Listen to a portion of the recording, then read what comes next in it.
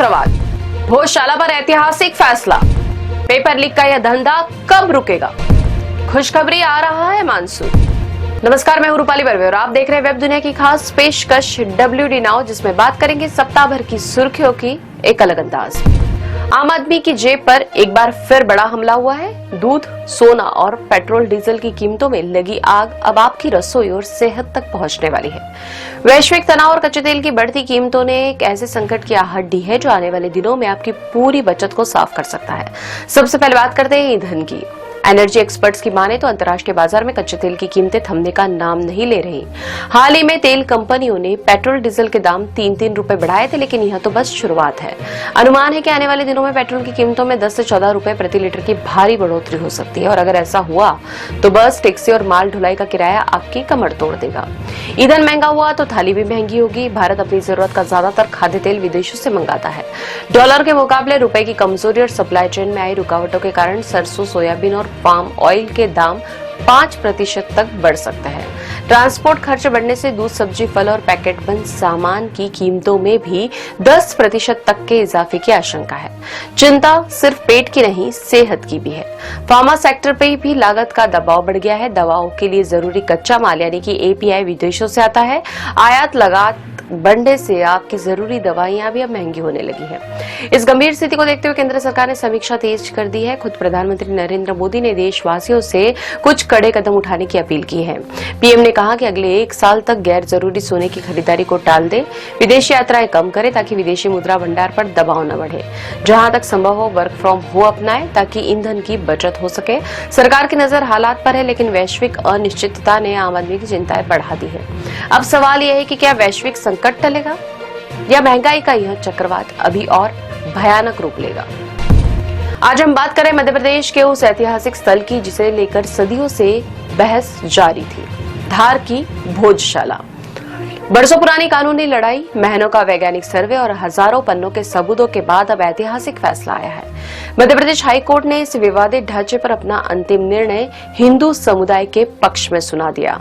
विवाद को समझने के लिए हमें 11वीं शताब्दी में जाना होगा। मालवा के राजा भोज ने यहाँ मां सरस्वती की आराधना के लिए एक भव्य मंदिर और संगीतशाला का निर्माण कराया था, जिसे भोजशाला के नाम से जाना गया।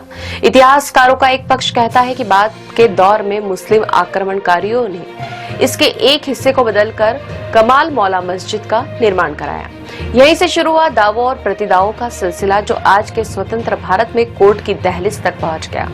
इस केस में सबसे बड़ा मोड़ तब आया जब हाईकोर्ट के आदेश पर ASI ने यहाँ कई हफ्तों तक वैज्ञानिक सर्वे किया। उनकी रिपोर्ट में चौंकाने वाले तथ्य सामने आए। जमीन के नीचे सनातन संस्कृति के अवशेष, देवी देवताओं की खंडित प्रतिमाएं और खंभों पर उकेरे गए संस्कृत के श्लोक मिले। इन्हीं पुख्ता सबूतों के आधार पर हाईकोर्ट ने स्पष्ट कर दिया कि यह संरचना मूल रूप से एक हिंदू मंदिर है। कोर्ट ने हिंदू पक्ष की याचिकाओं को स्वीकार करते हुए इसे मंदिर घोषित किया। अब तक मंगलवार को पूजा और शुक्रवार को नमाज की जो व्यवस्था थी, उस पर यह फैसला बड़ा बदलाव ला सकता है।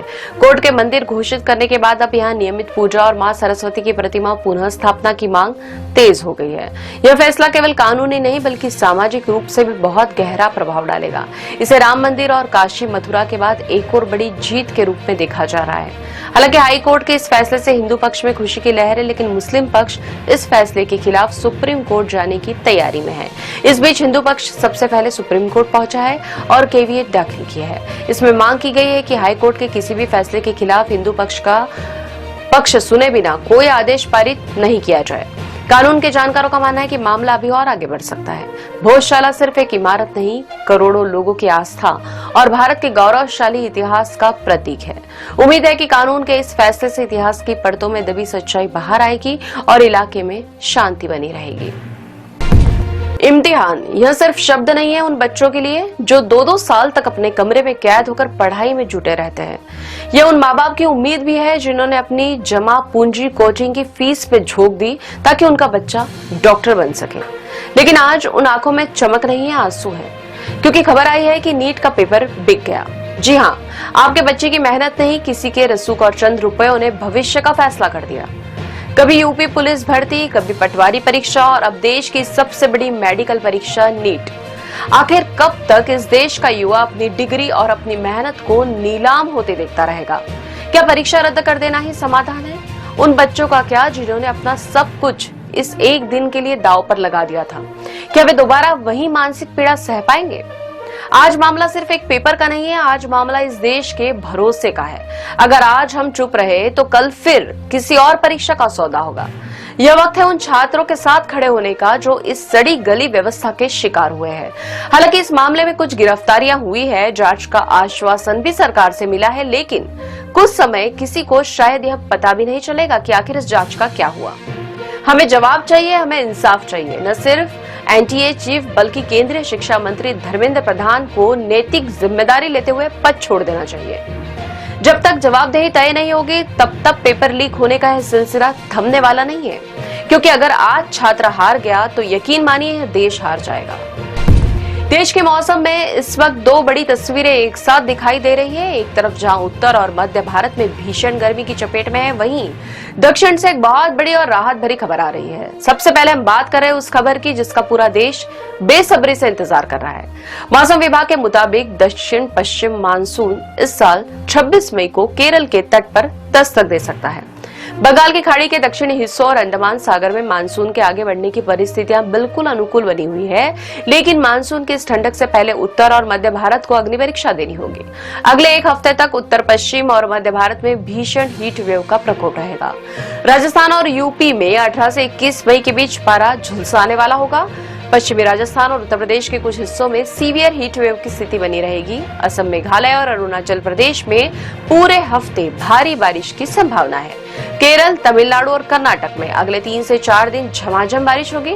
अगर तापमान की बात करें तो हिमालयी क्षेत्रों में 21 मई तक पारा 4 से 6 डिग्री तक चढ़ सकता है। वहीं गुजरात के लोगों के लिए थोड़ी राहत है, जहां आने वाले दिनों में तापमान में गिरावट देखने को मिल सकती है।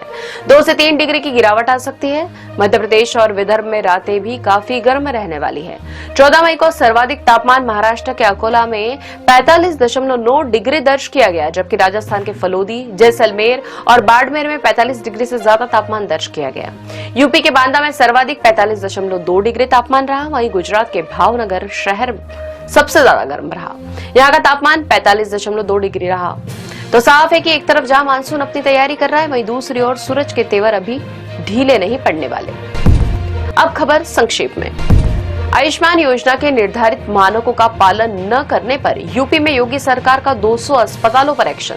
100 अस्पतालों का भुगतान रोका गया, 100 का रजिस्ट्रेशन रद्द किया। यूपी के उन्नाव रेप केस में पूर्व विधायक कुलदीप सिंह सेंगर को सुप्रीम कोर्ट से बड़ा झटका, हाई कोर्ट का आदेश रद्द। 21 जून को होगी नीट की री एग्जाम। शिक्षा मंत्री धर्मेंद्र प्रधान का बड़ा ऐलान, अगले साल से ऑनलाइन होगी परीक्षा। ओमान तट के पास भारतीय झंडे वाले जहाज हाजी अली पर मिसाइल अटैक, भारत ने कहा बर्दाश्त नहीं, दी कड़ी चेतावनी।